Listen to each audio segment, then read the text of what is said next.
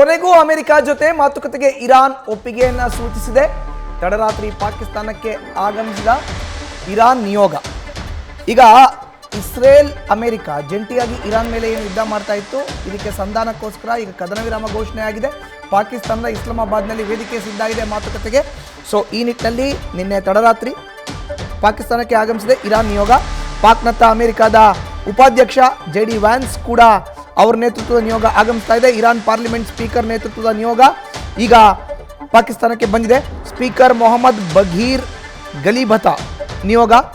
ಯುದ್ಧದಲ್ಲಿ ಬಲಿಯಾದಂಥ ಮಕ್ಕಳಿಗೆ ಇರಾನ್ ಶ್ರದ್ಧಾಂಜಲಿಯನ್ನು ತಲುಪಿಸಿದೆ. ವಿಮಾನದಲ್ಲಿ ಶಾಲೆ ಮೇಲೆ ದಾಳಿಯಲ್ಲಿ ಮಡಿದಂಥ ಮಕ್ಕಳು ಮಾತುಕತೆಗೆ ಮುನ್ನ ಕೆಲ ಕಂಡೀಷನ್ನ ಹಾಕೋದಿದೆ ಇರಾನ್. ಕಂಡೀಷನ್ ಈಡೇರಿದ್ರೆ ಮಾತ್ರನೇ ಮಾತುಕತೆ ಅಂತ ಇರಾನ್ ಹೇಳ್ತಾ ಇದೆ. ಸೊ ಇವತ್ತು ಮಾತುಕತೆ ಏಪ್ರಿಲ್ 10ನೇ ತಾರೀಕು ಆಗಬೇಕಾಗಿತ್ತು, ಇವತ್ತು ಆಗ್ತಾ ಇದೆ ಮಾತುಕತೆ. ಒಂದಷ್ಟು ಕಂಡೀಷನ್ನ ಇರಾನ್ ಹೇಳುತ್ತೆ, ಅದೆಲ್ಲ ಒಪ್ಕೊಂಡ್ರೆ ಮಾತ್ರನೇ ನಿಮ್ಮ ಜೊತೆ ಮಾತುಕತೆ ನಮ್ಮದು ಅನ್ನೋದು ಇರಾನ್ನ ಮಾತು. ಸೊ ಎಲ್ಲದಕ್ಕೂ ಕೂಡ ವೇದಿಕೆ ಪಾಕಿಸ್ತಾನದ ಇಸ್ಲಾಮಾಬಾದ್. ಅಮೆರಿಕದ ಅಧ್ಯಕ್ಷ ಡೊನಾಲ್ಡ್ ಟ್ರಂಪ್ 2 ವಾರಗಳ ಕಾಲ ಕದನ ವಿರಾಮವನ್ನು ಘೋಷಣೆ ಮಾಡಿದ್ದಾರೆ. ಇತ್ತ ಇಸ್ರೇಲ್ ಲೆಬನಾನ್ನ ಮೇಲೆ ದಾಳಿಯನ್ನು ಮುಂದುವರಿಸಿದೆ. ಕಂಡೀಷನಲ್ಲಿ ಅದು ಕೂಡ ಇದೆ, ಲೆಬನಾನ್ನ ಮೇಲೆ ದಾಳಿ ಮಾಡಬಾರ್ದು ನೀವು ಅಂತ.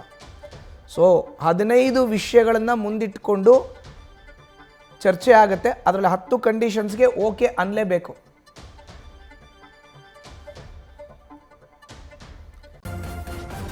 ನ್ಯೂಸ್ ಫಸ್ಟ್ ನಿರ್ಭೀತಿಯಿಂದ ನಿಮ್ಮ ಪರವಾಗಿ.